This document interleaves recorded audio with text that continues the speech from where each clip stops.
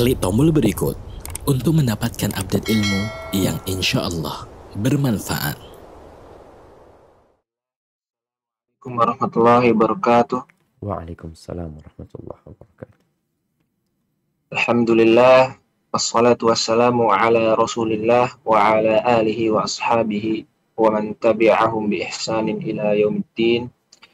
Wa asyhadu an la ilaha illallah wahdahu la syarikalah wa asyhadu anna Muhammadan abduhu wa rasuluh. Baik hadirin sekalian, pertama-tama marilah kita panjatkan puji dan syukur kehadirat Allah Subhanahu wa Ta'ala, karena hanya dengan nikmatnya lah sehingga pada pagi hari ini kita dapat berkumpul secara virtual akan dalam rangka menuntut ilmu bersama Ustadz kita Al-Ustadz Dr. Syafiq Riza Basalamah MA Hafizahullahu Ta'ala, yang insya Allah dengan tema kajian melanjutkan Al-Usul Ats-Tsalatsah.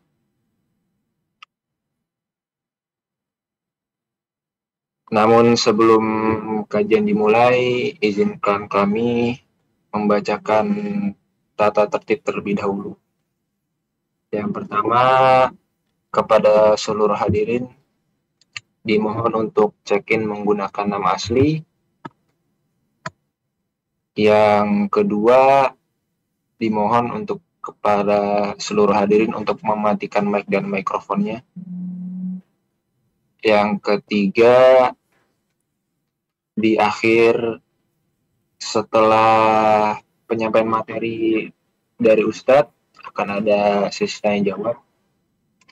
Pertanyaan bisa diketik via kolom chat Zoom atau di YouTube.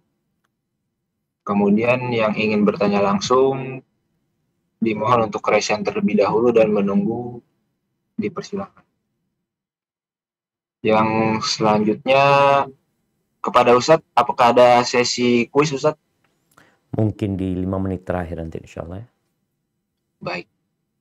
Insya Allah jika ada waktu akan ada sesi. Baik, Alhamdulillah. Pertanyaan Afwan, tata tertib sudah kami sampaikan, dan sekian mukaddimah dari kami dan saya sebagai MC. Selanjutnya waktu dan tempat kami persilakan kepada Ustadz Syafiq untuk memberikan materi. Masya Allah. Ya Ustadz. Barakallahu fiik. Alhamdulillahi Rabbil Alamin. Alladhi hadana lil Islam. Waffaqana li ta'atih. Segala puji bagi Allah Jalla Jalaluh, Tuhan semesta alam, Rabb yang menciptakan alam semesta, yang telah memberikan hidayah kepada kita, memberikan petunjuk untuk memeluk agama Islam ini, untuk berada di atas ketaatan kepadanya, dan semoga kita mati di atas agama ini. Karena disayangkan di akhir-akhir ini ya ada sebagian umat Islam di kalangan anak-anak muda yang akhirnya mereka tetap berKTP Islam, tapi sejatinya mereka tidak beragama. Ini seperti yang disabdakan Nabi SAW, badiru bil a'mal, segeralah kalian beramal sebelum datang fitnah. Fitnah yang seperti potongan malam yang gelap gulita. Yusbihur rajulu mu'minan wa yumsi kafir. Paginya dia masih beriman. Sorenya udah kafir. Sorenya beriman, paginya udah kafir. Artinya sebuah perubahan yang sangat cepat sekali terjadi gara-gara banyaknya fitnah-fitnah Yang membuat sebagian orang itu jadi nggak tahu yang benar yang mana sih.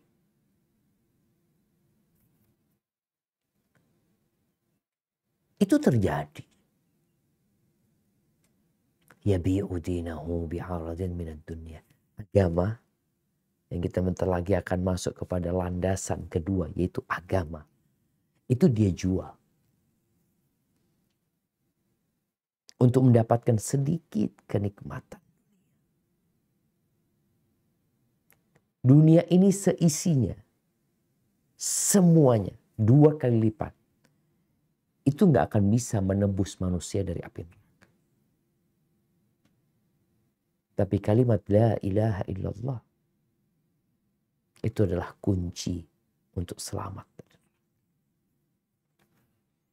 Allahumma salli wa sallim wa zid wa barik wa an'im ala sayyidina wa maulana Muhammadin wa ala alihi wa ashabihi ajma'in.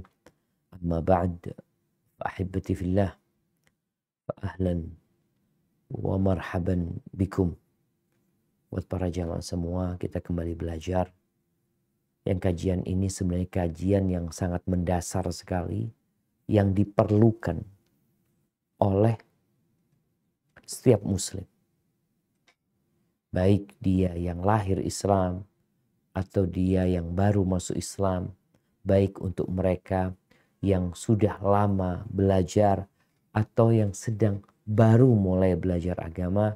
Kajian tentang Thalathatul Usul, tentang 3 landasan adalah kajian yang sangat urgen. Kenapa? Karena itulah pertanyaan yang akan ditanyakan kepada kita tatkala kita berpisah dengan dunia ini. Dan alhamdulillah kita telah menuntaskan pembahasan landasan yang pertama, yaitu tentang mengenal Tuhan kita, mengenal Allah Azza wa Jal, yang dengan mengenalnya kita akan semakin mencintainya. Dan keimanan akan semakin kokoh di dalam diri kita. Tidak seperti orang-orang yang hanya mengenal Allah tanpa belajar dan tanpa mengkaji tentang hak-hak Allah yang seharusnya dia tunaikan.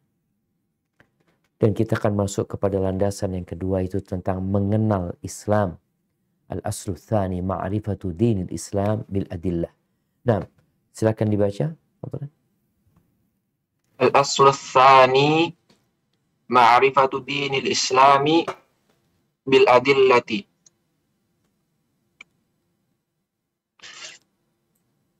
Nah, wasil. Wa huwa al-istislamu lillahi bit-tauhidi wal inqiyadu lahu bit-ta'ati wal bara'atu wal khulusu minasyirki wa ahlihi. Wa huwa thalathu maratiba al-islamu wal imanu wal ihsanu. Barakallahu fikum. Baik, landasan yang kedua adalah mengenal agama Islam, mengenal agama Islam bil adillah, dengan dalil-dalilnya. Kenapa kok harus dengan dalil-dalilnya? Orang itu agar yakin butuh bukti. Semua nabi itu diutus dengan mukjizat, yang dengannya orang-orang jadi beriman. Oh benar, ternyata seperti itu. Bagaimana Nabi Musa alaihissalam ketika diutus ke Fir'aun. Fir'aun minta bukti. Engkau nabi, apa buktinya? Begitu pula tatkala kita beragama Islam, kita perlu mengenal Islam yang menjadi agama kita, yang tertulis dalam KTP setiap muslim, agama Islam. Jadi bukan dengan keturunan, bukan dengan lingkungan mengenal agama, bukan dengan tradisi dan budaya, tapi dengan dalil. Dengan bukti-bukti yang menyebabkan kita jadi yakin dengan agama kita. Munculnya manusia-manusia yang menjual agamanya karena memang dia nggak yakin dengan agama. Agama itu hanya seperti pakaian yang bisa dia tanggalkan kapan dia mau, kapan dia pakai, ketika dibutuhkan. Dan itu terjadi. Maka kadang-kadang kita ngelihat ada orang yang mengaku beragama Islam, tapi kalau berbicara kita kayaknya ini bukan Muslim nih, kayaknya nggak benar nih. Karena sebagian memang tidak mengenal agama dengan dalil, dengan bukti-buktinya. Munculnya kelompok Islamophobia, orang-orang yang takut dengan Islam, padahal dia beragama Islam. Penyebabnya apa? Karena dia belajar Islam tanpa dalil, atau dia nggak kenal Islam sama sekali.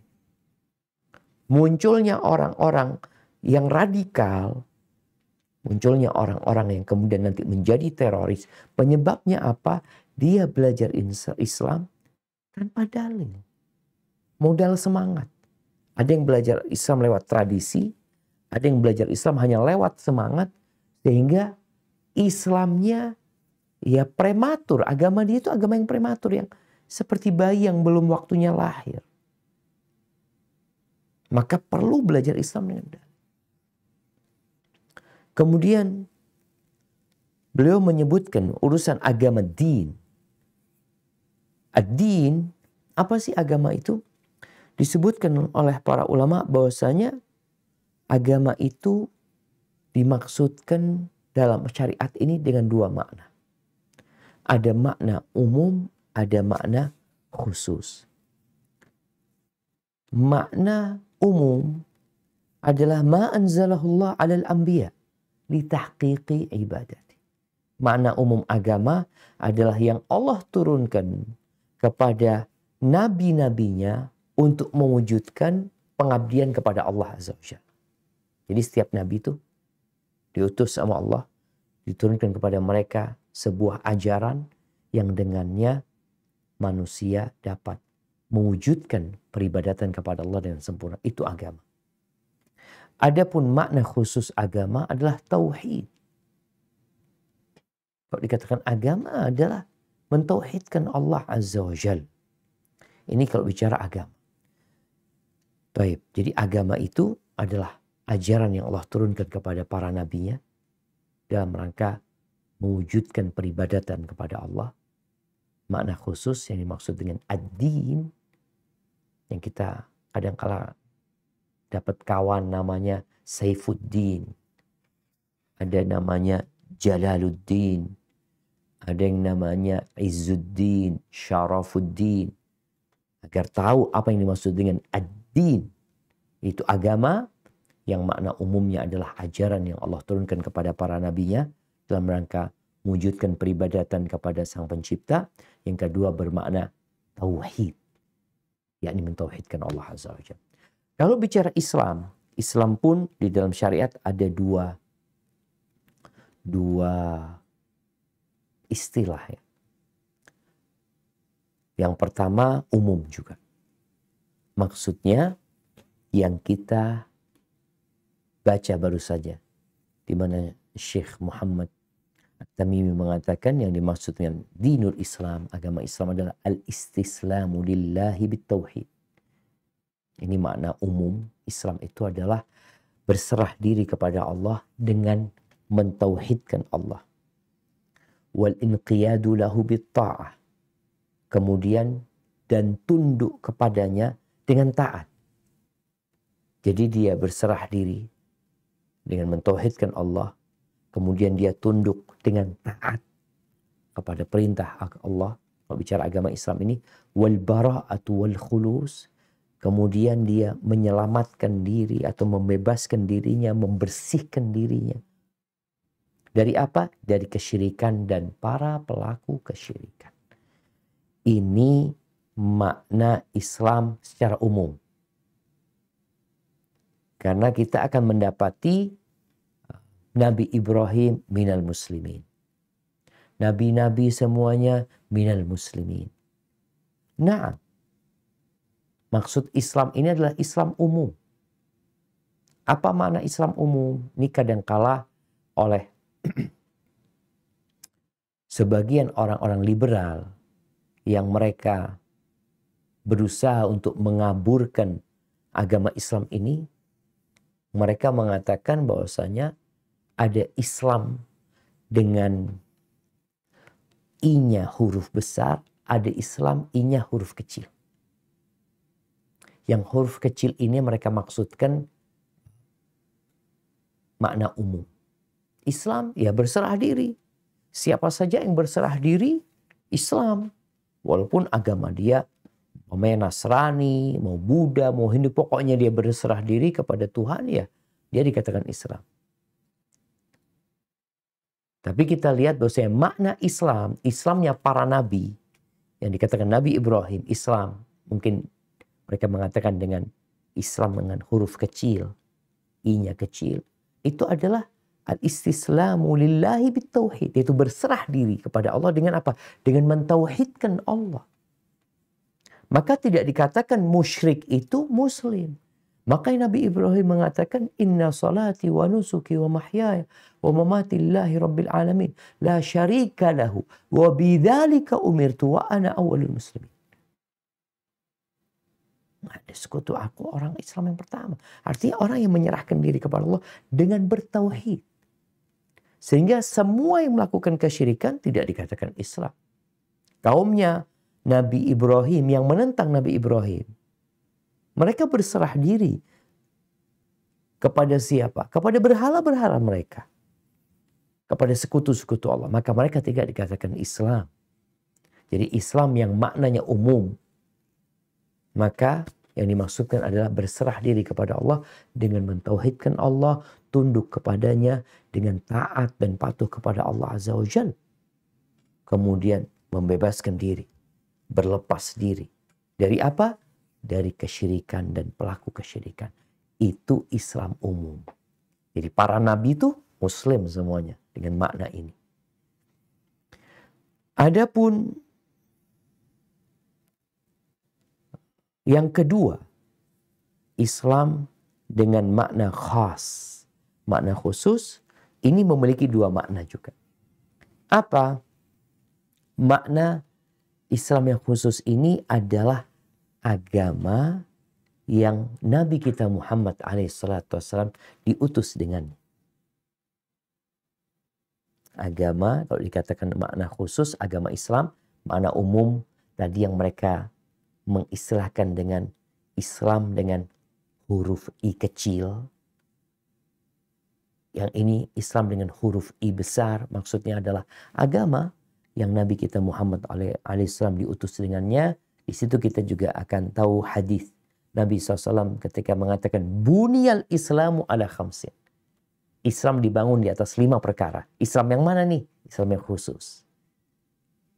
5 perkara yakni rukun Islam yang nanti kita akan membahasnya. Jadi maksudnya Islam di sini Islamnya Nabi Muhammad SAW yang hakikatnya kalau kita bicara Islamnya Nabi Muhammad SAW, hakikatnya itu adalah dia berserah diri kepada Allah Azza wa Jal secara batin dan secara zahir. Dalam rangka mendekatkan diri kepadanya dengan syariat yang diturunkan kepada Nabi Muhammad sallallahu alaihi wasallam. Maqamnya maqam dia muraqabah, senantiasa merasa diawasi oleh Allah Azza wa Jalla. Itu Islam, hakikat Islam sebenarnya. Itu makna Islam khusus yang pertama. Adapun makna Islam khusus yang kedua, jadi ada istilah Islam ini yang dimaksud adalah makna khusus. Yang kedua adalah al-a'mal al-zahirah. Amalan-amalan lahir yang dilakukan dengan raga kita. Ini yang dimaksud dengan Islam. Tatkala Islam ini, kalimat Islam digabungkan dengan kalimat yang lainnya. Islam, iman, ihsan. Ada Islam, karena kita lihat Syekh Muhammad At-Tamimi menyebutkan bahwasanya agama Islam ini mempunyai 3 tingkatan tuh. Islam, iman, ihsan. Maka apa yang dimaksud dengan Islam di penjelasan ini?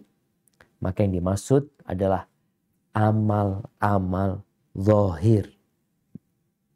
Sholat kan kelihatan. Puasa, zakat, haji. Seperti itu. Baik, berarti mudah-mudahan kita semua jadi paham bahwasanya agama itu memiliki 2 makna. Makna umum dan makna khusus. Kemudian Islam sendiri memiliki dua makna. Makna umum itu berserah diri kepada Allah dengan mentauhidkannya, taat kepadanya, membebaskan diri dan membersihkan diri dari kesyirikan dan pelaku kesyirikan. Ini makna Islam umum. Islam dengan huruf I kecil mungkin. Dengan istilah mereka, kalau boleh kita pakai istilah itu. Tapi makna Islam yang khusus, agama Islam dengan I besar adalah memiliki dua arti. Arti yang pertama adalah agama yang Nabi kita Muhammad SAW diutus dengannya. Yang kedua adalah amalan-amalan zahir dari agama ini. Baik, kemudian Syekh menjelaskan bahwasanya Islam yang Nabi kita diutus dengannya memiliki 3 tingkatan. Tingkatan yang pertama adalah tingkatan amalan-amalan zahir yang disebut dengan al-Islam. Yang kedua, martabatul i'tiqadat al-batinah adalah yang berkaitan dengan keyakinan-keyakinan batin. Ini yang disebut dengan al-iman. Kemudian makom yang ketiga, derajat yang tertinggi yang disebut dengan al-ihsan, yaitu derajat menyempurnakan 2 derajat yang pertama. Ini tingkatan agama. Karena ada orang yang membagi agama itu menjadi syariat, thariqat, hakikat, ma'rifat. Atau ma'rifat hakikat. Mereka membagi seperti itu. Jadi tingkatan syariat, oke lah engkau masih melakukan syariat gitu. Thariqat udah beda lagi nih. Nanti kalau sudah sampai ma'rifat, sampai hakikat, kadangkala mereka udah nggak melaksanakan syariat lagi gitu. Padahal sebenarnya tingkatan yang paling puncak adalah al-ihsan. Jadi hanya ada 3 tingkatan. Al-Islam, wal-iman, dari bawah ya. Al-Islam, wal-iman, yang terakhir adalah al-ihsan. Ini tingkatan menyempurnakan 2 tingkatan yang pertama dan kedua. Sholatnya beda, nggak seperti sholat sembarangan orang. Keyakinannya tentang Allah nggak seperti kebanyakan orang karena dia sudah sampai tingkatan menyempurnakan. Baik, ahibati fillah. Di antara perkara yang penting dalam agama ini adalah kita harus tahu, kita wajib tahu apa saja dalam 3 tingkatan ini yang harus kita ketahui. Dalam Islam kita, dalam iman kita, dalam ihsan kita. Jadi yang wajib itu sampai mana? Karena kan kalau bicara mengenal agama Islam, belajar Islam ini, apakah setiap orang wajib belajar semua yang diperintahkan sama Allah Azza wa Jalla? Sehingga setiap muslim itu harus jadi alim ulama gitu. Harus ngerti bagaimana zakat, bagaimana pembagian zakat, bagaimana warisan, apakah semuanya harus kayak gitu? Yang mana ini membutuhkan waktu yang cukup panjang. Dan kita katanya wajib belajar agama. Wajib itu sampai tingkatan mana? Maka yang wajib itu kembali ke 3 landasan. Yang pertama adalah yang berkaitan dengan keyakinan. Ada keyakinan yang harus kita pelajari. Babnya bab i'tiqadat. Bab akidah. Maka yang wajib diketahui adalah keyakinan yang sesuai dengan kebenaran itu sendiri. Kita harus pelajarin. Yang itu terkumpul dalam rukun iman. Ini bicara keyakinan berarti kita harus belajar tentang rukun iman. Yang 6 itu. Kita harus mengkajinya, mendalaminya, ya sesuai dengan yang Allah inginkan. Bagaimana tentang Allah, bagaimana tentang malaikat-malaikat, tentang kitab-kitab yang Allah turunkan. Ini sesuai dengan syariat yang ada. Ini yang berkaitan dengan keyakinan. Itu wajib. Kemudian yang kedua, perbuatan. Kita perlu mempelajari amalan yang wajib kita ketahui. Yang mana amalan ini? disebutkan ya, kalau bicara amalan bagaimana gerakan hamba itu secara zahir dan batin sesuai dengan yang diinginkan syariat. Dia mengerjakan sesuatu yang diperintahkan oleh agama atau diperbolehkan. Jadi ada pekerjaan yang kita boleh-boleh aja mengamalkannya. Tapi semua sesuai dengan syariat. Kadang-kala kita ini melakukan perbuatan, kita nggak tahu ini boleh apa nggak boleh. Tahu-tahu nanti, oh ternyata nggak boleh. Makanya harus belajar engkau. Sebelum bertindak itu engkau perlu belajar. Karena kita wajib, kita mau kerja nih. Kita mau kerja, ini boleh nggak ya kerjaan ini? Jadi ada amalan-amalan yang perintah. Kalau bicara perintah ini ada yang wajib, ada yang sunnah. Kalau bicara amalan manusia ini ada amalan antara hamba sama Tuhannya, antara hamba dengan makhluk Allah Azza wa Jalla. Kalau bicara antara hamba sama Allah Azza wa Jalla, ya yang kita ketahui rukun-rukun Islam seperti sholat, zakat, puasa, haji, dan syarat-syarat serta wajib-wajib pembatal-pembatal tentang ibadah tersebut kita harus belajar. Masa muslim dia sholat tapi nggak tahu apa yang membatalkan sholat? Engkau gimana sholat? Muslim sholat tapi nggak tahu dengan rukun-rukun sholat. Syarat-syarat sholat. Muslim berangkat haji, nggak tahu haji mau ngapain anak di sana. Engkau wajib belajar gitu. Ini berkaitan dengan perbuatan. Ingat perbuatan ini ada yang perintah. Kalau sudah perintah ada yang wajib, ada yang sunnah. Ada perbuatan yang boleh, yang mubah-mubah aja. Kita pun perlu tahu sebenarnya. Perlu belajar tentang hal itu.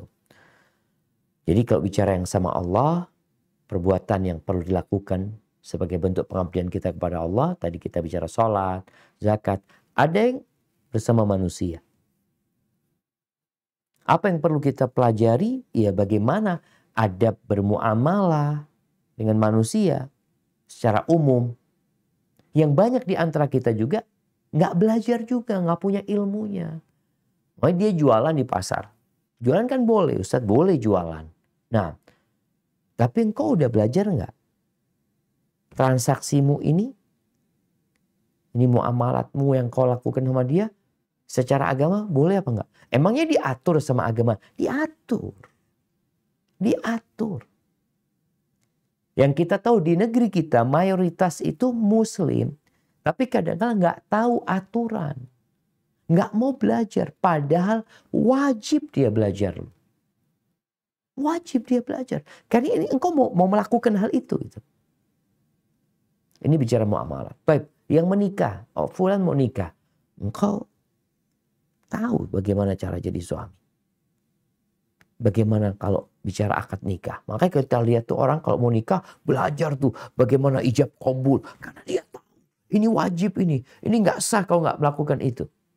Akhirnya dia termotivasi untuk belajar.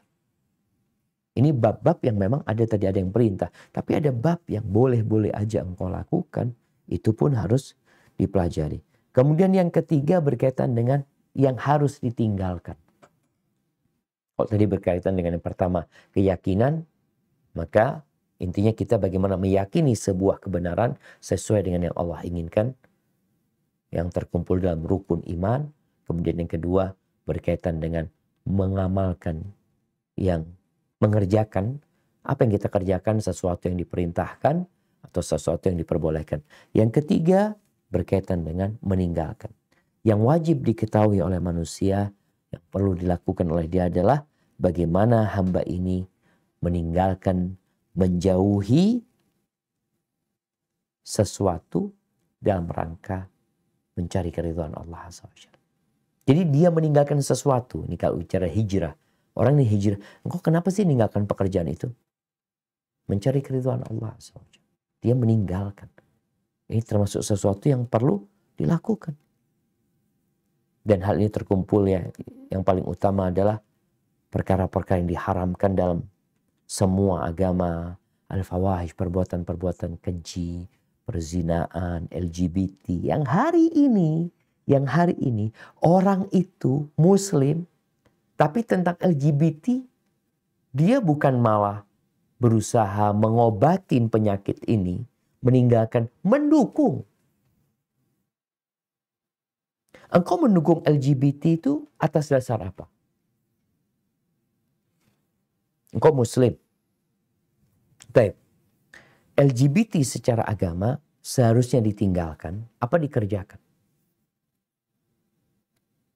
Ditinggalkan. Kok muncul sebagian umat Islam yang malah mendukung? Loh, Ustaz, ini dalam rangka memberikan hak-hak mereka sebagai seorang Muslim. Ini berarti kembali kepada hal yang kedua. Landasan kedua tadi, orang harus tahu apa yang harus dia kerjakan. Baik itu perintah atau itu hal yang boleh. Kau lihat, apakah kau diperintahkan untuk membela mereka dalam perbuatan dosa yang mereka kerjakan? Apakah yang mereka kerjakan sesuatu yang diperbolehkan dalam agama atau tidak? Maka seharusnya kita tahu kita wajib meninggalkan perbuatan-perbuatan keji, perzinaan, liwat, homoseksual. Itu semua agama itu sepakat, jemaah. Dari sejak semua nabi ya, dari sejak Nabi Adam sampai Nabi kita Muhammad alaihissalam, nggak ada yang menghalalkan perzinaan. Nggak ada yang membolehkan yang namanya homoseksual. Nggak ada. Tapi karena tadi sebagian Muslim ini belajar Islamnya nggak benar, nggak sempurna, yang ada perasaan, yang kadangkala dia bergaul dengan orang-orang yang memang agamanya kurang, sehingga berpengaruh kepada pemahaman dia dalam agama. Kesian. Apa penyebabnya ya? Boleh jadi dia nggak belajar, atau dia belajar yang salah. Jadi kalau bicara yang perlu ditinggalkan, yang kita perlu pelajari adalah al-fawahish, ya, perbuatan-perbuatan keji, dosa-dosa, nyakitin orang, menzalimin orang, kesyirikan, berkata tentang Allah tanpa dasar. Na'udzubillah. Ana pernah membaca sebuah tulisan bagaimana tatkala ada seorang Muslim, ya seorang akademisi di perguruan tinggi Islam, yang dia ingin mengajak orang untuk mendukung LGBT. Dia mengatakan, ya ini mereka ini sudah takdirnya, Allah sudah mengtakdirkan mereka nggak punya hasrat kepada perempuan. Ini Allah yang menciptakan mereka kayak gitu. Dan Allah juga udah tahu bahwasanya ciptaan dia itu udah kebablasan gitu. Na'udzubillah. Ini ngomong tentang Allah. Dengan cara seperti ini. Engkau ngomong atas nama presiden, yang presiden tidak mengatakannya, yang presiden tidak melakukannya. Ini penghinaan. Berani-beraninya mengatakan. Gimana ada orang yang ngomong tentang Allah? Maka kita nggak boleh mengkafir-kafirkan orang. Ini haknya Allah. Kita nggak boleh mengatakan ini halal, itu haknya Allah Azza wa Jalla. Jangan sampai kau menghalalkan sesuatu karena padahal Allah mengharamkan. Ini perkara-perkara yang perlu ditinggalkan. Yang mau tidak mau kita perlu belajar. Jadi ahibati fillah, ingat ada 3 hal yang wajib kita pelajarin berkaitan dengan agama kita. Yang pertama berkaitan apa yang harus kita yakini, apa yang harus kita kerjakan, dan apa yang harus kita tinggalkan. Wajib, kadar wajibnya itu gimana, Ustaz? Ya, yang engkau perlu untuk melakukannya. Kalau bicara amalan, maka engkau perlu belajar. Engkau mau sholat, belajar sholat. Mau berangkat haji, belajar haji. Mau melakukan puasa, belajar bagaimana puasa. Mau melaksanakan umroh, belajar. Itu jadi wajib buat engkau pada waktu itu. Karena engkau hendak melakukannya, dan ini kewajiban. Kenapa hadis Nabi SAW mengatakan talabul ilmi faridatun ala kulli muslim. Menuntut ilmu itu kewajiban buat setiap Muslim. Ketika ada sebuah keyakinan, engkau dapat cerita warisan dari nenek moyang, tradisi dan budaya tentang ruh. Bahwasanya ruhnya orang itu bisa gentayangan. Di negeri kita masih ada yang meyakini hal itu. Bagaimana ruh itu bisa godain orang yang masih hidup. Ruh itu bisa dipanggil sehingga muncul sebuah keyakinan tentang Yai Langkung. Yai Langkung itu katanya ngundang ruh. Tunggu, engkau bicara ngundang ruh. Dalilnya apa? Ini keyakinan dari mana? Karena dalam hal keyakinan, kita tuh harus mengikuti apa yang Allah memang tetapkan. Kebenaran yang Allah sudah turunkan. Ruh itu nggak bisa balik. Nggak bisa jalan-jalan ruh itu ke dunia. Jalan-jalan umpamanya dia godain orang. Kadang-kala katanya kalau ada rumah yang pemiliknya bunuh diri di sana, ruhnya itu godain di sana. Ruh itu sudah diazab kalau dia bunuh diri. Sebagaimana Nabi SAW menyebutkan. Dia nggak bisa godain. Terus siapa yang godain tadi? Siapa yang masuk ke Yai Langkung? Yang mengaku ruhnya fulan. Orang-orang di beberapa daerah meyakini mereka bisa memanggil ruh nenek moyang mereka. Katanya datang membantu mereka. Yang datang itu jin. Jin. Oh, tahu dari mana? Baca surat jin. Maka di sini kita kalau bicara keyakinan, kenapa ditekankan bil adillah, harus dengan dalil, harus dengan bukti. Karena boleh jadi keyakinan kita ternyata nggak benar. Ana dulu meyakini kayak gitu, Ustaz. Ruh itu bisa datang. Kita tanyain, engkau siapa? Ana fulan. Ana mati bunuh diri. Ana ini dan itu. Ada lagi keyakinan dulu ana waktu kecil ya. Ini bicara keyakinan bahwasanya kalau ada orang tabrakan, mati tabrakan, biasanya ada sisa darahnya.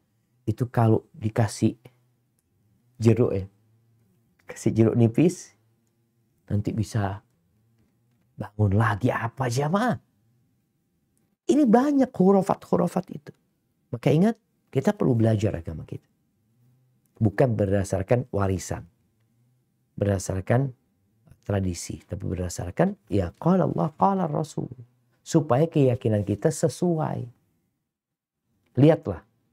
Intinya, ingat kalau engkau hendak mengamalkan sesuatu, berbuat sesuatu, engkau harus tahu ilmunya dulu. Dokter tuh, dokter. Apa bisa langsung praktek dia? Enggak. Dia belajar dulu. Setelah belajar, dia berlatih dulu. Diawasin. Baru setelah itu jadi dokter. Kita ini kan nggak kayak gitu. Tahu-tahu dengar ini, amalin, kerjakan. Berapa banyak amalan-amalan di masyarakat yang kalau di cross checkkan kepada agama kita, ternyata bukan dari agama. Maka apa saja yang kau hendak amalkan, hendaklah kau mencari tahu apakah itu diperintahkan. Kalau bicara amalan, diperintahkan atau diperbolehkan. Kalau itu engkau hendak meninggalkan sesuatu, engkau lihat juga. Ini sesuatu memang yang harus ditinggalkan atau malah seharusnya dikerjakan. Jangan kita meninggalkan sesuatu. Sebagian orang anggap ya, perempuan dia nggak pakai jilbab. Apakah memang jilbab itu harus ditinggalkan? Jadi kita meninggalkan jilbab. Atau sebaliknya, enggak, seharusnya kita mengamalkan yakni menggunakan jilbab karena itu perintah. Oh, perintah dari mana? Ini mah tradisi dan adat orang Arab. Oh, coba kita lihat apakah memang orang Arab dulu pakai jilbab. Apakah memang Abu Jahal sudah dari dulu istrinya pakai jilbab. Dari situ kita akan belajar. Oh enggak, ternyata bukan tradisi orang Arab. Ini perintah Allah Azza wa Jalla. Barakallahu fiik. Baik, kita lanjutkan tentang tingkatan yang pertama yang akan kita ajin. Tafadhol. Nah, kullu martabatin laha arkanun. Nih, nah. Baik, tafadhol. Iqra, tafadhol. Arkanul Islami khamsatun. والدليل من السنة حديث ابن عمر رضي الله عنهما قال رسول الله صلى الله عليه وسلم بني الإسلام على خمس syahadati an la ilaha illallah wa anna Muhammadan Rasulullah wa iqamis salati wa ita'iz zakati wa shaumi ramadhana wa hajjil baiti. Barakallahu fikum. Taib. Di sini Syekh menjelaskan tingkatan yang pertama, yaitu tentang Islam. Karena semua tingkatan ini ada rukun-rukunnya. Rukun itu sesuatu yang harus ada di dalamnya. Kalau bicara nggak ada, ya bisa hilang tuh sholat. Ngomong kita, rukunnya sholat itu apa? Al-Fatihah. Mau baca Al-Fatihah, ya batal sholatnya, nggak sah. Maka disebutkan di sini bahwasanya rukun Islam itu ada 5. Wah, ini mah pelajaran SD, Ustaz. Betul. Ini pelajaran anak-anak sebenarnya. Tapi anak-anak itu dulu belajarnya hanya menghafal. Ya kalau kita lihat dia rukun Islam, dia baca. Tapi ketika dia ditanya, faham? Nggak faham. Kata dia, apa maksudnya? Dia cuma menghafal. Kita sekarang dalam rangka sudah punya hafalan, udah tahu bagaimana kita mendalaminya. Dalilnya apa kalau rukun Islam itu 5? Jadi kalau bicara Islam, ingat Islam dengan makna khusus, yaitu agama yang dibawa oleh Nabi kita alaihissalam, maka rukunnya 5. Tidak dikatakan orang Nasrani Islam. Tidak dengan makna umum, tidak dengan makna khusus. Tidak dengan I besar, tidak pula dengan I kecil. Sebagaimana tadi sudah diuraikan. Islam yang dibawa oleh Nabi Muhammad SAW ini 5 rukunnya. Yang pertama apa? Syahadati an la ilaha illallah wa anna Muhammadar Rasulullah sallallahu alaihi wasallam. Yang pertama adalah syahadat. Ini 2 kalimat syahadat, 1 rukun. Yaitu bersaksi bahwa la ilaha illallah Muhammad Rasulullah SAW. Ini rukun yang pertama. Yang kedua, wa iqamis salah. Siapa yang membuat rukun ini? Ini loh, ini sabda Nabi yang kita sampaikan. Jadi Ustadz nggak bikin-bikin. Ketika menetapkan rukun Islam, kalau engkau Muslim, ini loh rukunnya. Lengkapin nih. Agar engkau menjadi Muslim yang sejati. Dan kalau bicara syahadat, itu syarat untuk masuk ke dalam Islam. Yang kedua, mendirikan sholat. Yang ketiga, menunaikan zakat. Yang keempat, puasa di bulan Ramadan. Yang kelima, haji. Wahajjul bait. Kita tahu haji ini buat yang mampu. Baik, lanjutkan.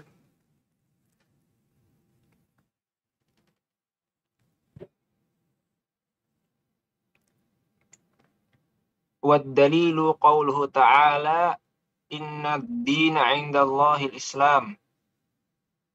Wa qawluhu ta'ala wa man yabtaghi ghairal islami dinan falan yuqbala minhu wa huwa fil akhirati minal khasirin. Baik, barakallahu fiik. Nih, di surat Ali Imran ayat 19 ya. Bagaimana Allah Azza wa Jalla mengatakan innad din 'indallahi al-Islam. Sesungguhnya agama di sisi Allah itu cuma Islam. Maka kenapa umat Islam mengatakan agama yang benar itu Islam? Agama yang benar. Yang lainnya salah. Ada sebagian yang tidak setuju dengan ungkapan ini. Muslim juga. Jangan diajarin anak-anak itu meyakini bahwasanya agama yang benar itu cuma Islam. Apalagi agama yang paling benar. Yang lainnya salah semuanya. Kenapa? Karena ini akan menjadi benih-benih intoleransi. Ahibati fillah. Apa yang menyebabkan adanya pandangan seperti ini? Karena nggak belajar Islam. Ada orang sok paling Islam, kemudian dia mulai melakukan intervensi kepada pendidikan Jangan sampai anak-anak diajarin agama yang benar itu Islam, yang lainnya salah. Allah yang mengatakan itu. Inna din indallahi Islam. Di Indonesia, oke, secara undang-undang memang ada agama yang diakuin oleh negara. Ada beberapa agama, ada 5 agama yang diakui sama negara. Itu pengakuan negara tentang keberadaan, bukan tentang kebenaran agama itu. Di dalam Islam pun, kalau kita lihat, Islam mengakui adanya agama lain. Sehingga di masa Nabi SAW, beliau hidup bersama orang-orang Yahudi. Ada agama Yahudi. Umar bin Khattab radhiyallahu ta'ala anhu, ketika dia menerima kunci-kunci Masjidil Aqsa, di situ mulai tambah banyak lagi agamanya. Ada agama Nasara, ada Yahudi. Keberadaan mereka dihormatin. Keberadaan. Dihargai keberadaan mereka. Hidup di tengah-tengah muslim. Tapi tetap inna dina indallahi Islam. Sesungguhnya agama yang diridhai Allah di sisi Allah cuma Islam. Lain-lain nggak ada. Terus apa nggak jadi anak itu nanti intoleransi? Nah, karena anak itu akan diajarin. Tadi kita juga udah sampaikan. Babnya, bab amalan itu ada yang berkaitan sama Allah, yang berkaitan dengan makhluk. Disinilah bagaimana muslim diajarin bagaimana bergaul dengan non-muslim. Yang dalam keyakinanmu agamanya salah. Agamanya tidak benar. Bahkan kalau dia mati di atas agama tersebut, neraka jadi tempat kembali dia. Bagaimana cara bermuamalah? Ini ada babnya. Tapi kita bicara ini bab keyakinan. Sesungguhnya dalilnya apa Islam itu? Inna dina indallahi Islam. Allah sebutkan. Kemudian kalau kita membaca di surat Ali Imran ayat 85. Kata Allah, "Wa man yabtaghi ghairal islami dina." Barang siapa yang memeluk agama selain Islam, ini sebuah kepastian buat seorang muslim. "Wa man yabtaghi ghairal islami din falan yuqbala min." Gak akan diterima amalan dia. Oh, dia rajin sedekah, dia rajin membantu orang lain, dia peduli loh Ustaz. Iya. Di dunia diterima dia. Dikasih penghargaan atas jasa dia. Oh, dia membantu membangun kampus mungkin. Dia membantu anak yatim, dia orang non-muslim. Di dunia, ya. Mungkin dia dihargain. Tapi kata Allah, Allah tidak akan terima dari dia. Wa huwa fil akhirati minal khasir. Di akhirat nanti dia akan menjadi orang-orang yang merugi.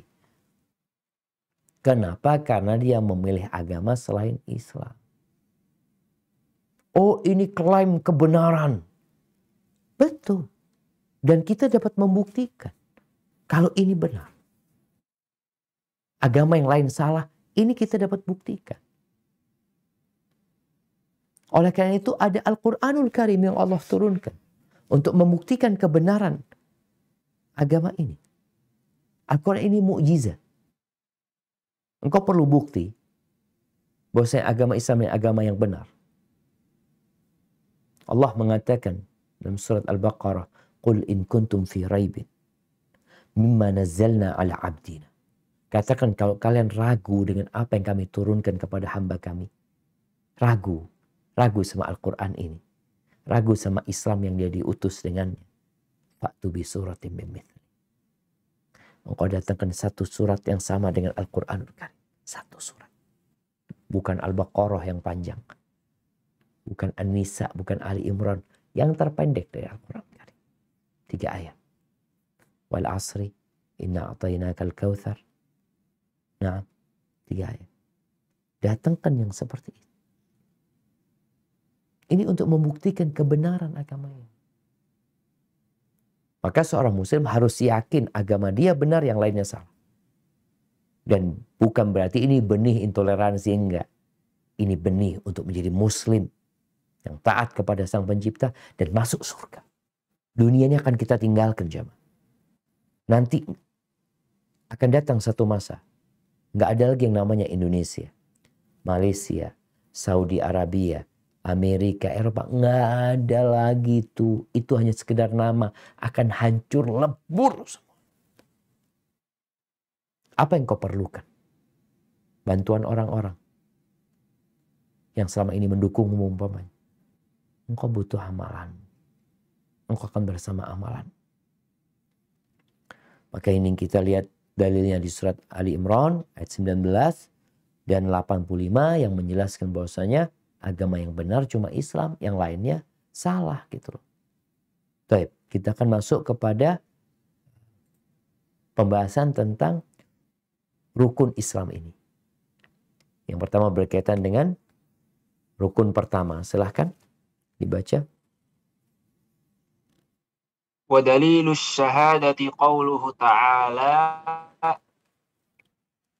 شهد الله أنه لا إله إلا هو والملائكة وأولو العلم قائما بالقسط لا إله إلا هو العزيز الحكيم. Barakallahu fiik. Mungkin bisa dibaca terjemahannya? Nah.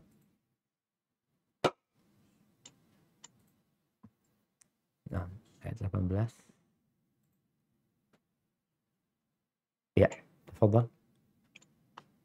Allah menyatakan bahwasannya tidak ada Tuhan yang berhak disembah melainkan Dia yang menegakkan keadilan, para malaikat dan orang-orang yang berilmu juga menyatakan yang demikian itu. Tak ada Tuhan yang berhak disembah melainkan Dia yang maha perkasa lagi maha bijaksana. Barakallahu fiik. Nggak ada yang berhak disembah. Lihat engkau. Apa yang disembah oleh manusia? Ada yang menyembah batu yang dipahat. Ada yang menyembah jin yang tadi dikatakan arwah. Nenek moyang mereka sebenarnya mereka sembah adalah jin. Kemudian ada yang menyembah umpamanya kuburan-kuburan yang dikeramatkan, yang dapat mendatangkan rizki seakan-akan mereka minta sama Allah. Nggak ada yang berhak disembah kecuali Allah. Kita udah bahas itu. Kita ziarah kubur untuk mendoakan yang meninggal dunia. Untuk mengingat kematian. Iya. Kemudian ada yang menyembah nabi.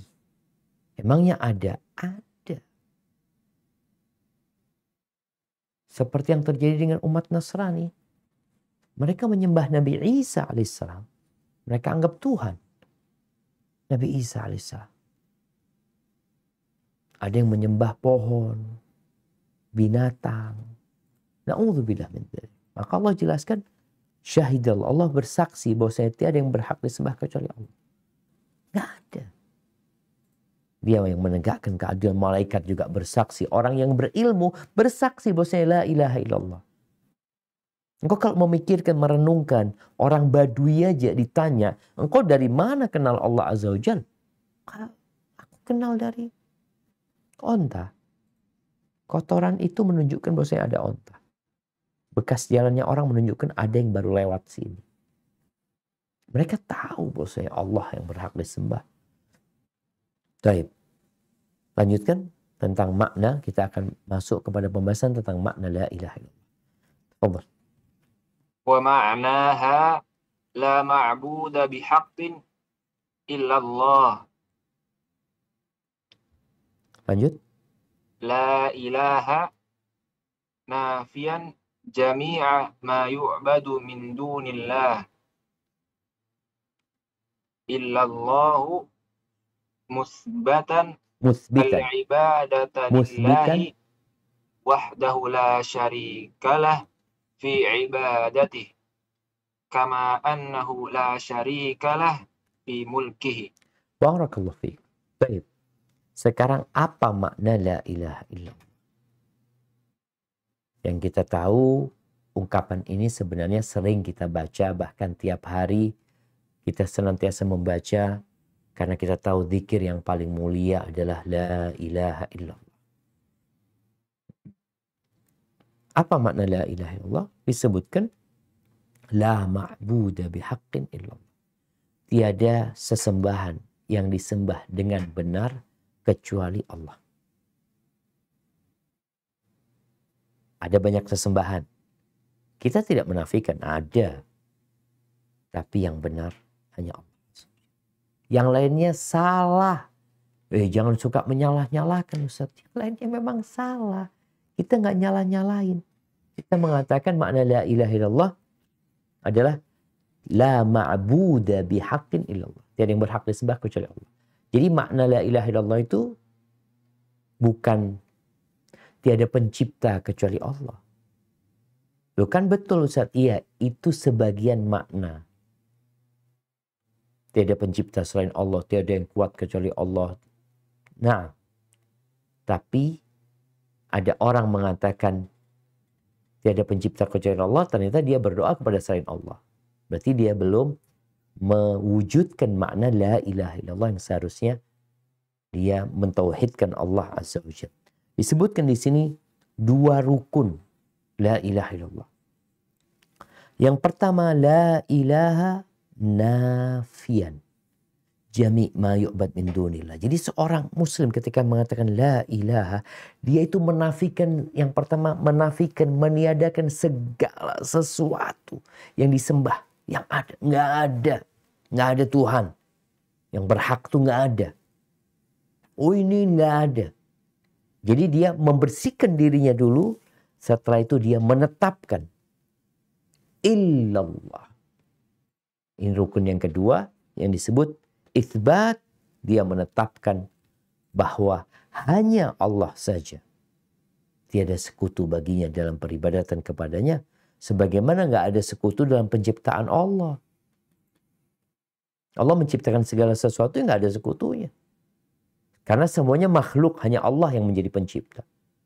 Jadi kita yang pertama menafikan segala sesembahan yang ada, lalu kita menetapkan hanya untuk Allah saja. Ini perlu difahami dengan jelas. Karena ada orang yang beribadah kepada Allah, tapi dia juga beribadah kepada selain Allah. Muslim, dia sholat, dia zakat, umroh, haji. Ternyata dia punya keyakinan di tempat lain. Dia meyakini selain Allah dan dia juga beribadah kepada mereka. Kemudian di sini saya menyebutkan tafsir dari la ilaha illallah yang dengannya kita akan lebih jelas lagi memahami tentang peniadaan kemudian penetapan. Nafi wa itsbat. Nah, silakan dibaca. Dari surat Ali Imran ayat 64. Tafadhal. Wa tafsiruha alladhi yuwaddihuha qawluhu ta'ala wa idh qala Ibrahimu li abihi wa qawmihi innani bara'um mimma ta'budun illa alladhi fatarani al-ayah. Ya Zukhrufin. Baik. Kemudian lanjutkan Ali Imran 64. Wa qawluhu Qul ya ahlal kitabi ta'alau ila kalimatin sawa'im bainana wa bainakum alla na'budu illallah wa la nusyrika bihi syai'an wa la yattakhidha ba'duna ba'dan arbaban min dunillah فَإِن تَوَلَّوْا فَقُولُوا اشْهَدُوا بِأَنَّا مُسْلِمُونَ. Nah, baik jemaah, disebutkan di sini 2 ayat yang dengannya membantu kita memahami makna la ilaha illallah. Supaya kita nggak salah tafsir. Sehingga kalau salah tafsir nanti praktek ibadahnya pun kurang tepat. Tidak sesuai dengan la ilaha illallah yang dia ucapkan. Tadi disinggung bahwasanya ada orang mengatakan la ilaha illallah tapi masih mencari rizki, meminta rizki kepada selain Allah. Loh kok apa nggak tahu Allah itu Ar-Razzaq. Iya, tapi kenapa engkau cari rizki di tempat yang tidak dijadikan ada rizki di sana? Baik, kita akan membaca arti dari Az-Zukhruf ayat 26, 27 ya. Nah, tafadhal. Dan ingatlah ketika Ibrahim berkata kepada ayahnya dan kaumnya, sesungguhnya aku berlepas diri dari apa yang kamu sembah, kecuali kamu menyembah Allah yang menciptakanku. Nah, Karena sungguh dia akan memberi petunjuk kepadaku. barakallahu fiik. Tapi kita lihat di sini, Nabi Ibrahim ketika berdakwah kepada ayahnya, mengajak kaumnya, beliau mengatakan, innani bara mimma ta'budun. Aku berlepas diri dari sesembahan-sesembahan kalian sembah. Aku berlepas diri. Ini makna la ilaha. Yaitu berlepas diri dari sesembahan mereka. Illa alladhi fatanani. Tetapi aku menetapkan yang menciptakan aku gitu loh. Aku menetapkan Allah sebagai Tuhanku. Jadi perlu adanya pembersihan diri kita dari semua keyakinan-keyakinan selain kepada Allah Azza wa Jalla. Illallah. Hanya Allah yang berhak disembah. Jadi itu yang namanya penafian. La ilaha, kemudian ada itsbat, menetapkan hanya Allah saja yang berhak disembah. Baik, yang di Ali Imran, artinya Ali Imran 64, tadi udah dibaca ayatnya, tafadhol. Katakanlah Muhammad, wahai ahli kitab, marilah kita menuju kepada satu kalimat pegangan yang sama antara kami dan kamu, bahwa kita tidak menyembah selain Allah dan kita tidak mempersekutukannya dengan sesuatu pun, dan bahwa kita tidak menjadikan satu sama lain Tuhan-Tuhan selain Allah. Jika mereka berpaling, maka katakanlah kepada mereka, saksikanlah bahwa kami adalah orang muslim. Barakallahu fikum. Nih bagaimana ternyata di luar Islam itu, ahlul kitab, Yahudi dan Nasara, mereka bukan muslim. Tidak dengan makna umum, tidak dengan makna khusus. Di sini Nabi diperintahkan oleh Allah untuk mengajak mereka. Ta'alau, marilah kalian ke sini. Ngapain nih? Kita bikin kesepakatan. Kita bikin satu kalimat pegangan yang kita sepakati bersama. Apa kalimat itu? An la na'budu illallah. Kita tidak beribadah kecuali kepada Allah. Ini makna la ilaha illallah. Tidak ada yang berhak disembah kecuali Allah. Ini kalimatnya.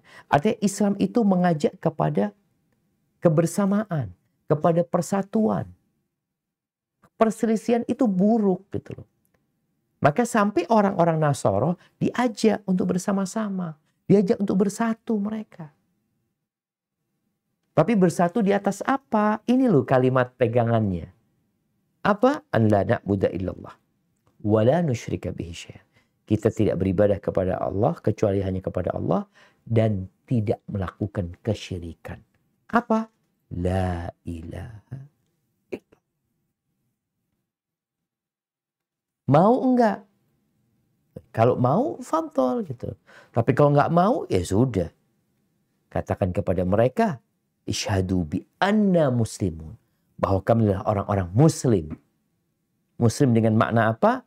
Makna khusus dan makna umum. Makna umum apa? Tadi disebutkan mereka berserah diri kepada Allah. Kami berserah diri kepada Allah dengan mentauhidkannya. Tunduk dan patuh kepadanya. Berlepas diri dari kesyirikan dan pelaku-pelaku.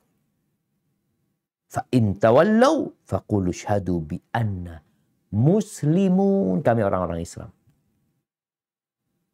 Islam seperti apa? Tadi sudah dibahas. Baik jemaah, insyaallah kita lanjutkan pada perjumpaan yang akan datang tentang dalil-dalil rukun Islam yang lainnya. Kita juga belum selesai dari rukun Islam yang pertama. Masih ada satu bagian yaitu tentang syahadat anna Muhammadan Rasulullah sallallahu alaihi wasallam. Anda kembalikan ke MC. Jazakumullah khair. Baik, jazakumullahu khairan kepada Al-Ustadz, Dr. Syafiq Riza Basalamah MA yang telah menyampaikan materi kepada kami mengenai salah satu usul bab 2. Semoga Allah senantiasa memberkahi Ustadz dan keluarga dan membalas dengan balasan yang terbaik. Amin. Baik, kami akan lanjut ke sesi tanya jawab. Insya Allah waktunya sesi tanya jawab kira-kira ada berapa menit Ustadz atau berapa pertanyaan? Sampai waktunya habis. Kita sampai 10:30, terus nanti 5 menit kita tanya jawab. Apa? Kuis insya Allah ya. Baik.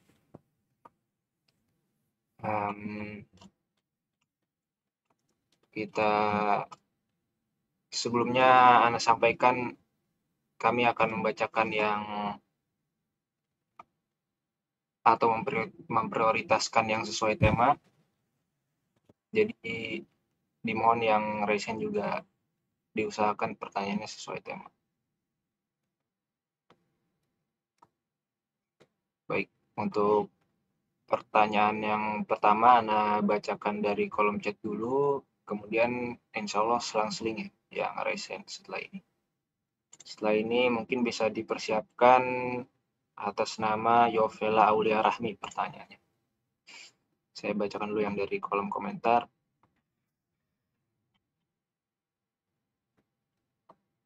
Ustadz, apakah hukumnya wajib mengenai mempelajari sejarah Islam? Masya Allah. Siap. Barakallahu fikum. Kalau bicara wajib, tadi kita sudah menyampaikan ilmu yang wajib dipelajari oleh setiap muslim itu ada ilmu yang babnya keyakinan, ada ilmu yang babnya itu mengerjakan, ada ilmu yang babnya itu meninggalkan. Bicara ilmu yang keyakinan, maka itu wajib berkaitan dengan keyakinan-keyakinan rukun iman yang 6 ya. Adapun kalau bicara yang perlu kita kerjakan, kita harus belajar tuh mana yang harus kita kerjakan, mana yang wajib, mana yang mubah aja umpamanya. Kemudian yang ketiga berkaitan dengan hal-hal yang perlu kita tinggalkan. Adapun belajar sejarah, sejatinya belajar sejarah itu mendukung 3 hal tadi yang kita bicara. Kita melihat bagaimana para sahabat Nabi mengajarkan sejarah kepada anak-anak mereka. Kata Ali ibn Husain ibn Ali Zainal Abidin. Dia mengatakan, Kunna nu'allam maghaziyan Nabi SAW kama nu'allam as-surah minal Qur'an. Kita dulu diajarin sama sahabat-sahabat tua, sama orang-orang tua kami itu diajarin tentang perjalanan hidup Nabi, perang-perang Nabi, sebagaimana kami diajarin satu surat dari Al-Quran Karim. Karena pentingnya bab ini dalam rangka untuk mendorong orang mengerjakan yang lainnya, mengerjakan yang inti. Ulama lain juga menyebutkan bahwasanya belajar halal haram itu sangat penting sekali dan itu sebuah kewajiban, tapi penting pula untuk dicampur dengan mempelajari sejarah. Mempelajari hal-hal yang melembutkan hati. Karena orang dengan belajar sejarah sebenarnya dia juga akan belajar nih. Jadi kalau bicara belajar sejarah dia akan belajar tentang rukun iman. Nanti dalam sejarah dia akan belajar juga bagaimana tentang rukun Islam. Kapan sholat itu diwajibkan. Kapan puasa itu diwajibkan. Kapan itu zakat diwajibkan. Dia akan belajar dalam sejarah tersebut. Nanti dia juga belajar bagaimana mencapai kesempurnaan dalam melaksanakan rukun Islam itu. Itu sejarah. Jadi sejarah itu boleh jadi adalah pelengkap untuk ilmu yang wajib kita pelajari, yang dengannya orang itu akan semangat untuk mengamalkan. Apa gunanya engkau tahu sholat wajib tapi nggak sholat? Ada orang-orang kalau bicara secara hukum, tahu mereka sholat wajib. Rukun Islam, puasa, tahu. Tatkala kita ceritakan sejarah nih, bagaimana proses sholat diwajibkan. Maka biasanya dia akan melihat subhanallah bagaimana para sahabat sholat. Ketika itu bagaimana mereka ingin sholat di masjid. Nggak ada masjid di kota Mekah kecuali Masjidil Haram yang dikuasai orang-orang musyrikin. Akhirnya pertama hijrah Nabi SAW ke kota Madinah yang dibangun adalah masjid. Ini menunjukkan pentingnya masjid. Jadi sejarah itu penting banget untuk menyempurnakan apa yang jadi kewajiban kita. Barakallahu fiik. Nah. Jazakumullahu khairan Ustaz. Selanjutnya kepada Yoveli Aulia Rahmi dipersilakan. Terima kasih kesempatannya moderator. Assalamualaikum warahmatullahi wabarakatuh, Ustadz. Waalaikumsalam warahmatullahi wabarakatuh. Barakallahu fiik. Nah. Semoga Ustadz selalu dalam lindungan Allah Subhanahu wa taala. Amin. Ustadz, izin bertanya. Maaf sebelumnya Ustadz, saya pernah belajar tentang tingkatan Islam di madrasah.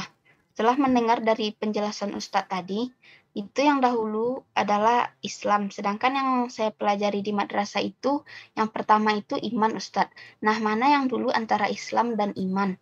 Dan Ustadz, satu lagi saya ingin bertanya, misalnya dalam satu kondisi di mana saya ingin belajar agama dan belajar umum dan saya sering mendapati hal tersebut dalam keadaan berbarengan Ustadz. Tentu saya ingin belajar agama tetapi ada juga keharusan untuk belajar umum, misalnya jadwal kuliah yang berbentrokan dengan kajian online ini. Kadangkala ada juga gangguan-gangguan atau hambatan-hambatan lainnya Ustadz, seperti ada saja orang yang membutuhkan bantuan saya padahal di jam itu saya rasanya ingin mewajibkan diri saya untuk mengaji dan menggali ilmu agama lebih dalam lagi. Bagaimana saya menghadapi tantangan itu Ustadz? Karena saya ingin istiqomah lah sedikit demi sedikit untuk meraih ridho Allah Subhanahu wa taala. Mohon nasihat dan pendapatnya Ustadz. Terima kasih. Assalamualaikum warahmatullahi wabarakatuh. Waalaikumsalam warahmatullahi wabarakatuh. Barakallahu fiik. Nah, Masya Allah. Ya, kalau bicara tingkatan agama yang mungkin dipelajari di madrasah dulu, sebenarnya nggak bertentangan ya. Mana yang terlebih dahulu? Maka kalau bicara mana yang terlebih dahulu, tentu iman ini menjadi syarat utama. Di rukun Islam yang pertama adalah syahadat an la ilaha illallah. Adalah berkaitan dengan bersaksi bahwasanya tidak yang berhak disembah oleh Allah Azza wa Jalla. Yang mana kesaksian ini tidak akan berguna buat orang yang mengucapkannya kecuali dia meyakini dengan hatinya. Disinilah rukun iman yang pertama apa? Beriman kepada Allah Azza wa Jalla. Di sini dia meyakini dengan hatinya. Kemudian dia mengucapkan dengan lisannya. Asyhadu an la ilaha illallah wa anna Muhammad Rasulullah. Hanya saja ada orang-orang yang mengucapkan asyhadu an la ilaha illallah wa anna Muhammad Rasulullah, tapi ternyata dia nggak beriman. Seharusnya dia mengimani. Seperti orang-orang munafiqin. Mereka datang kepada Nabi sallallahu alaihi wasallam.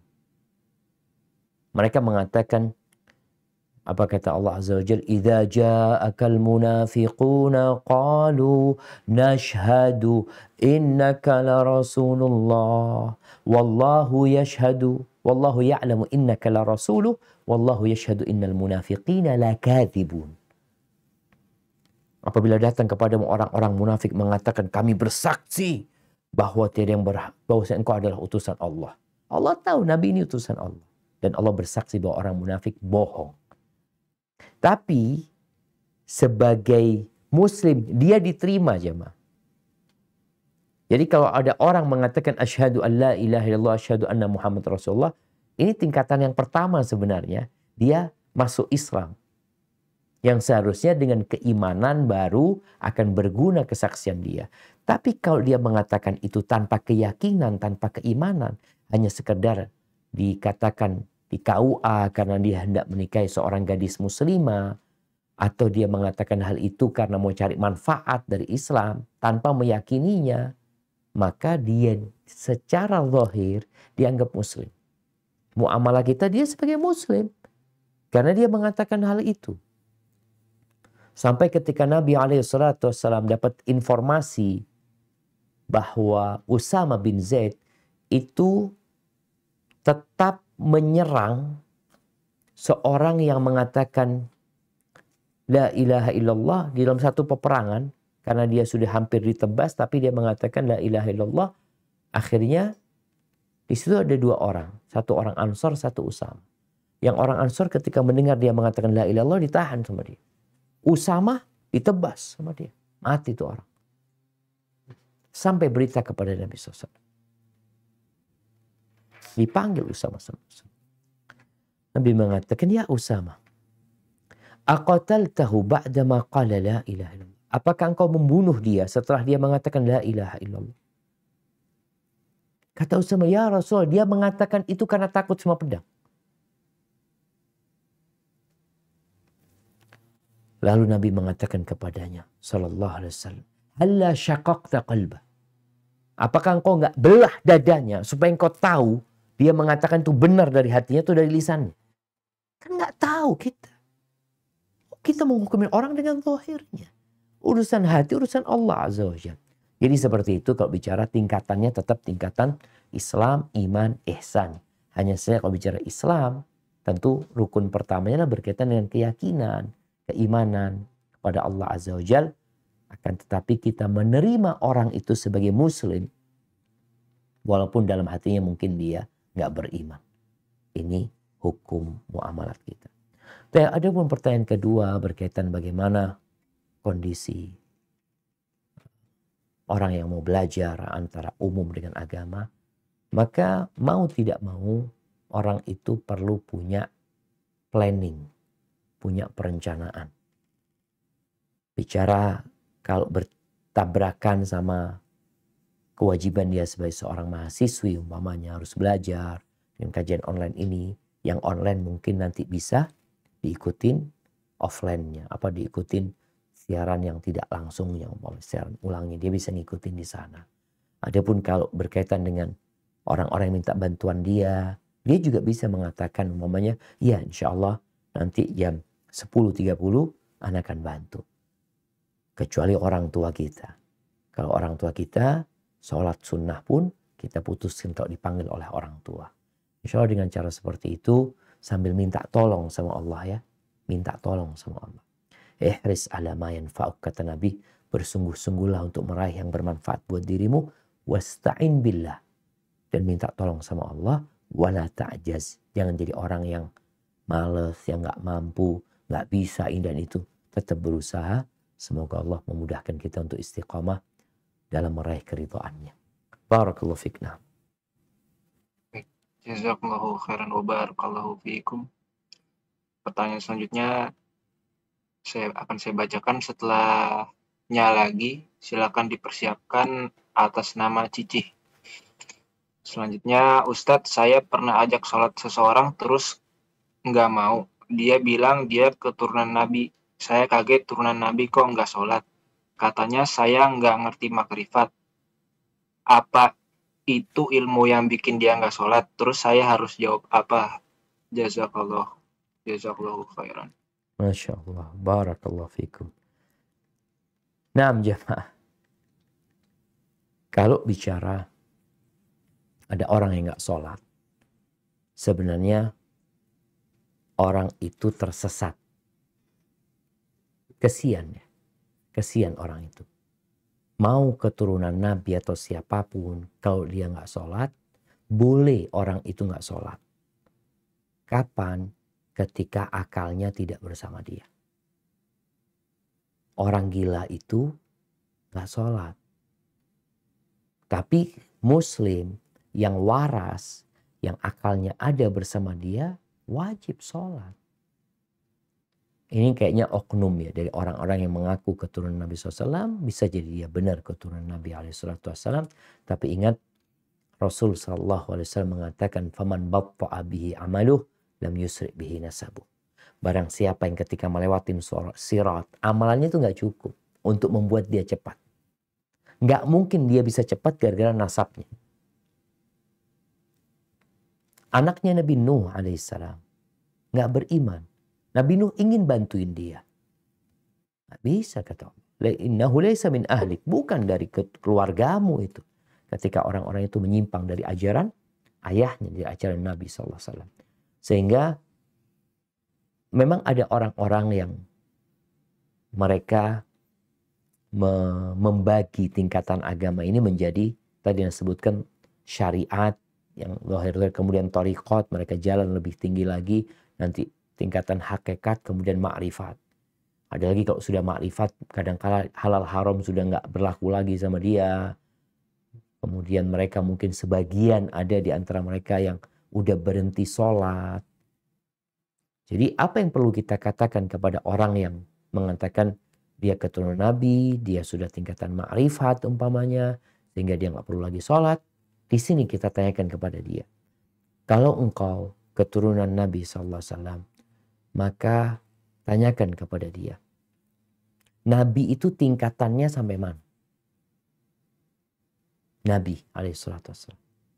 Nabi itu syariat, thariqat, hakikat, ma'rifat. Sampai mana tingkatan Nabi SAW? Karena sampai meninggal dunia, dalam kondisi sakit-sakitan pun Nabi SAW, beliau tetap sholat. Beliau tetap sholat.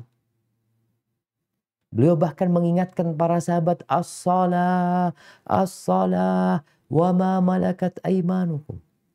Bagaimana beliau berusaha sholat berjamaah dalam kondisi sakit Nabi SAW. Maka tanyakan kepada dia hal itu, lalu lihat prakteknya Nabi SAW.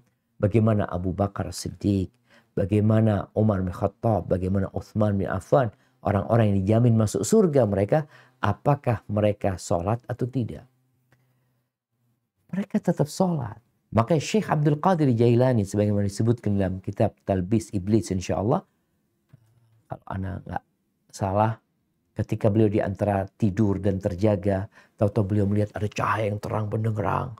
Dari balik cahaya itu ada suara yang memanggil, Ya Abdul Qadir, Ya Abdul Qadir. Kata dia, labbaik, labbaik. Kata Syekh Abdul Qadir, kata, labbaik. Kata. Lalu suara itu mengatakan, aku adalah Tuhanmu. Cahaya ini. Suara dari balik cahaya mengatakan, aku adalah Tuhanmu. Sesungguhnya engkau sudah sampai tingkatan tertinggi, engkau sudah nggak wajib lagi sholat. Aku sudah gugurkan kewajiban sholat atas diri. Apa kata Syekh Abdul Qadir Jailani? Anta iblis. Kok iblis? Heran. Tahu dari mana engkau? Aku iblis. Allah itu nyuruh kita sholat. Allah itu nyuruh kita sholat. Wa aqimus sholat. Wa atuz zakah. Engkau nyuruh kita berhenti sholat. Iblis engkau. Iblis yang nyuruh orang gak sholat gitu loh. Suara itu mengatakan, aku sudah banyak menyesatkan orang dengan cara ini. Dengan cara diangkat derajatnya, kemudian dia nggak sholat. Padahal itu iblis. Kan siapa? Tadi pentingnya ilmu. Pentingnya kita belajar. Bahwa ternyata perintah sholat itu sampai mati. Selama hayat masih dikandung badan, selama akal masih ada, maka wajib sholat. Tapi kalau orang itu akalnya udah nggak ada, nggak wajib sholat, nggak usah diajak sholat sama itu. Barakallahu fikum. Barakallahu fikum. Jazakumullahu khairan. Selanjutnya dipersilahkan kepada Cici untuk menyampaikan pertanyaannya. Assalamualaikum warahmatullahi wabarakatuh, Ustaz. Waalaikumsalam warahmatullahi wabarakatuh. Barakallahu fiik. Naam, tafadhal. Barakallahu fiik. Izin bertanya, Ustaz. Seperti yang kita ketahui bahwa iman itu naik dan turun. Terkadang ketika kita lagi merasa imannya naik, itu hampir ibadah-ibadah itu dilakukan. Sedangkan Allah kan mencintai yang sedikit-sedikit tetapi istiqomah. Bagaimana caranya agar mengimbangi itu, Ustaz? Karena ketika sedang merasa turun, itu menjalankan yang wajibnya saja seperti membutuhkan sebuah perjuangan gitu, Ustaz. Jazakallah khairan, mohon nasihatnya, Ustaz. Barakallahu fiik. Nah, subhanallah. Iya, jamaah rahmakumullah. Bicara bagaimana seorang muslim ya untuk istiqamah sebenarnya. Ketika imannya sedang naik, tambah volume ibadahnya. Nggak ada masalah. Umpamanya tadi yang sholat malam biasanya dia istiqomah, ana istiqomah 3 rakaat, tapi kalau iman naik sampai 11, nggak ada masalah. Ketika imannya turun, balik kepada yang biasa dia kerjakan. Tapi berusaha untuk dia kerjakan selalu. Namun ada kondisi futur yang parah. Di mana jangan bicara yang sunnah, yang wajib aja butuh perjuangan. Iya. Apa yang harus dilakukan seorang muslim dalam kondisi seperti itu? Yang perlu dia lakukan adalah minta tolong sama Allah Azza wa Jalla. Kalau sikap kita, ya tadi, Ali pernah memberikan nasihat, ketika engkau lihat semangat dirimu, kayak kalau lagi enak lari engkau. Tapi kalau capek, lelah, jalan. Tapi jangan berhenti. Artinya kita berjalan terus. Kadang-kala kita berlari, capek jalan, santai, kemudian lari lagi. Karena kondisi keimanan naik turun tadi. Kita perlu berdoa memohon kepada Allah Azza wa Jalla. Di mana Nabi SAW mengatakan, Innal iman la yakhlaqu fi jawfi ahadikum kama yakhlaq thawb.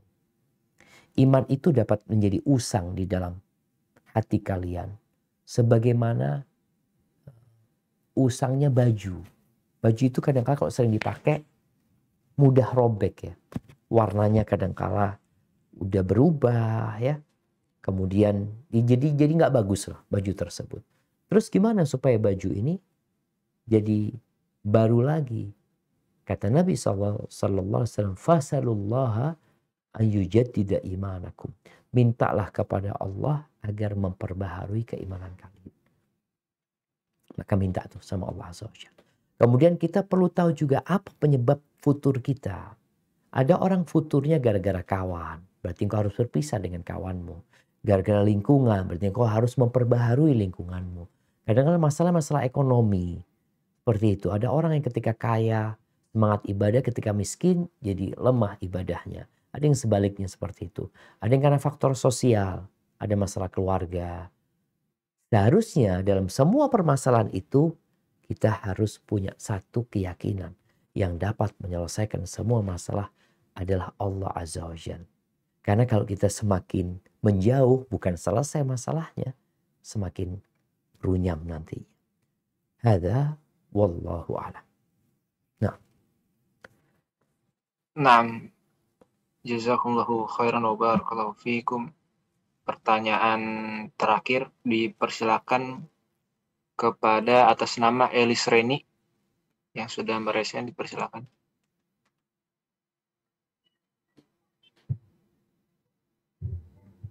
Assalamualaikum Ustaz.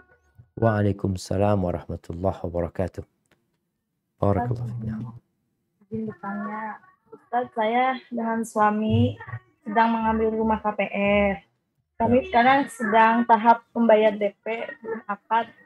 Apakah rumah KPR itu termasuk riba di dalamnya? Saya sudah bilang kepada suami meminta uangnya kembali. Takutnya riba, tapi kata suami, gak apa-apa terusin aja, nanti dosanya ditanggung sama suami. Soalnya kalau nggak kayak gini nggak mungkin, nggak punya kata suami gitu. Gimana ya Ustaz? Masya Allah. Barakallahu fiik. Nah, ahibati fillah.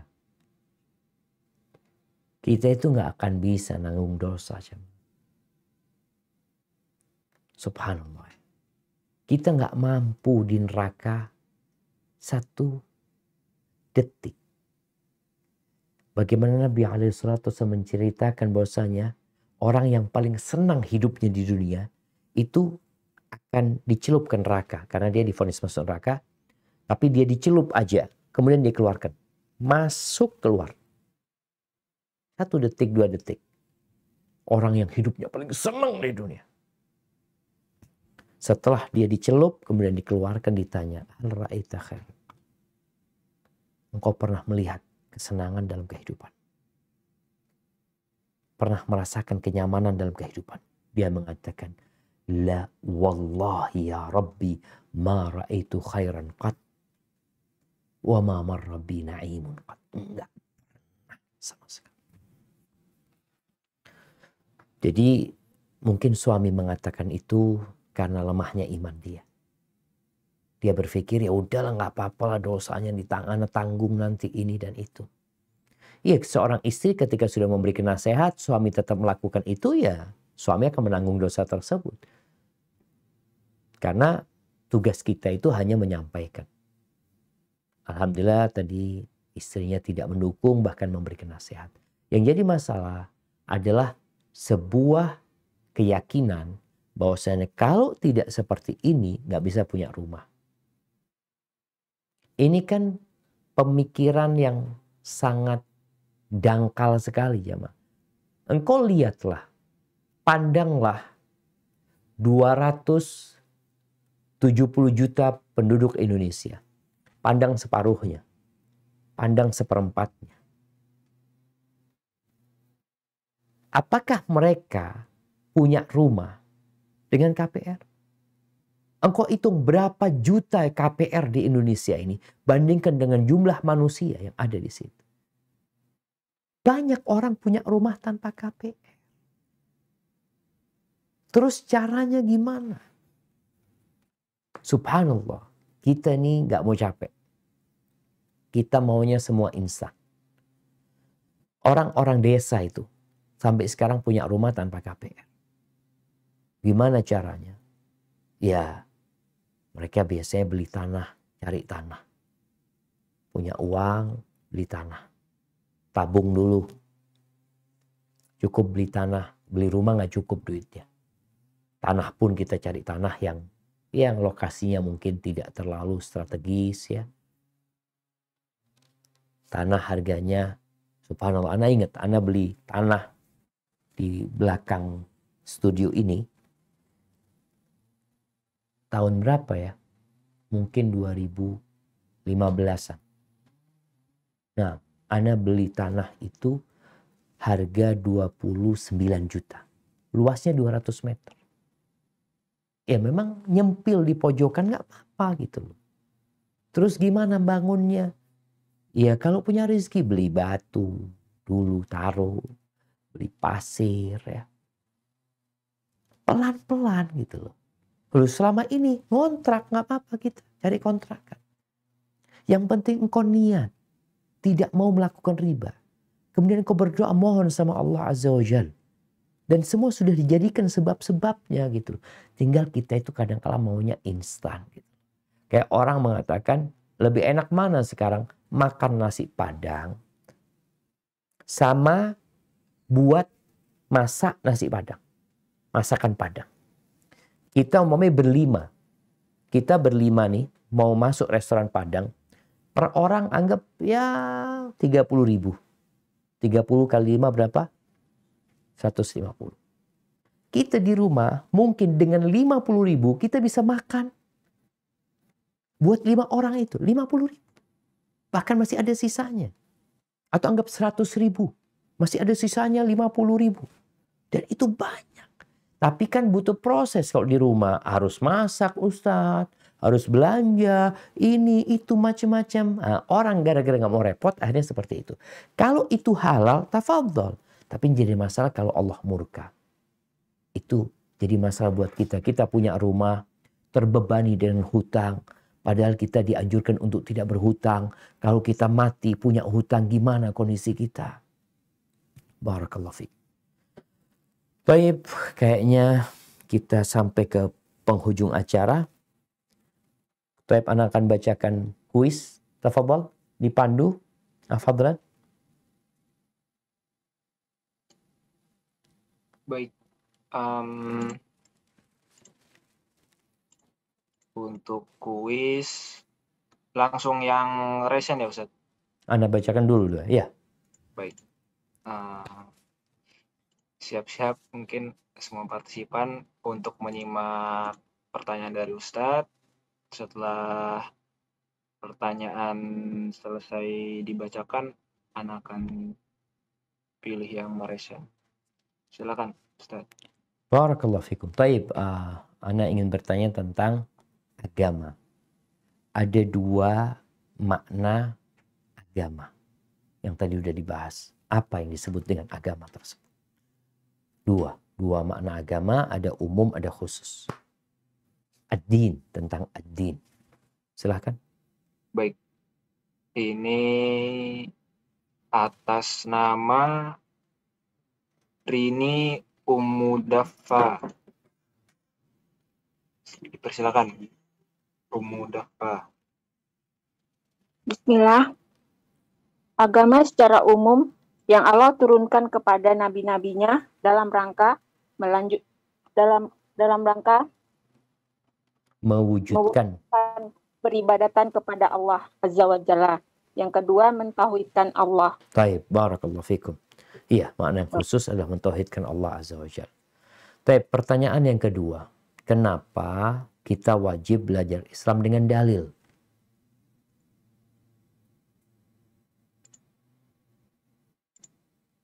Baik, atas nama Nini Sabri.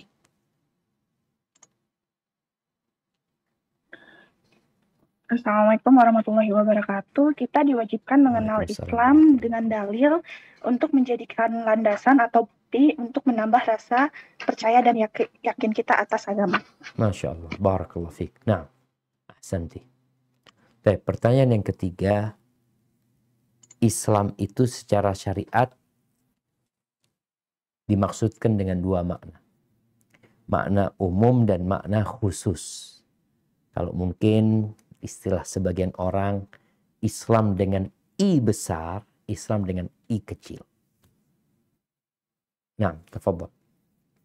Baik, dipersilakan atas nama Mulan. Assalamualaikum Ustadz. Waalaikumsalam warahmatullahi wabarakatuh.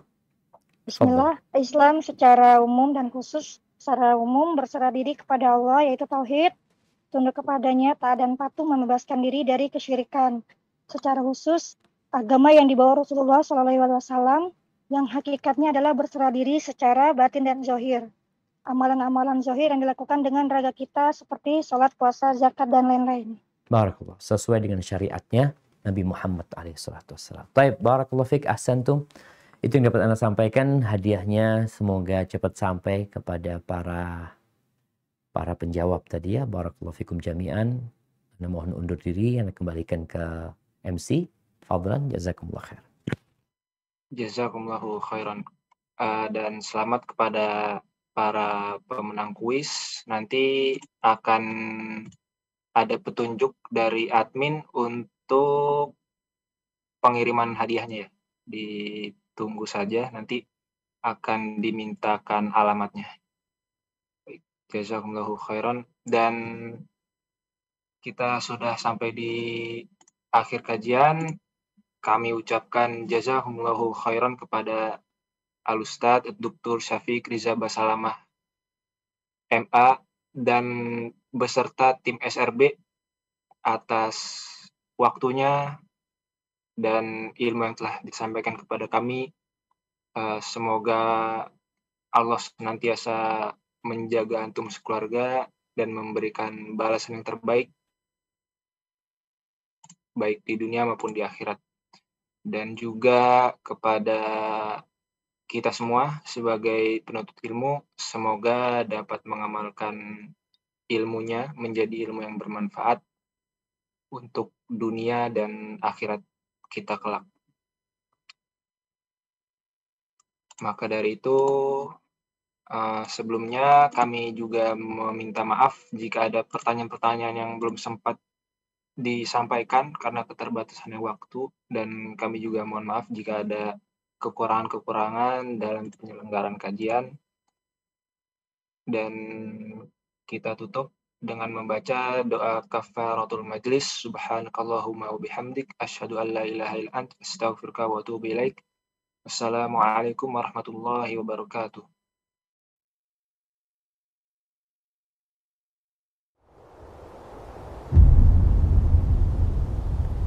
Klik tombol berikut untuk mendapatkan update ilmu yang insya Allah bermanfaat.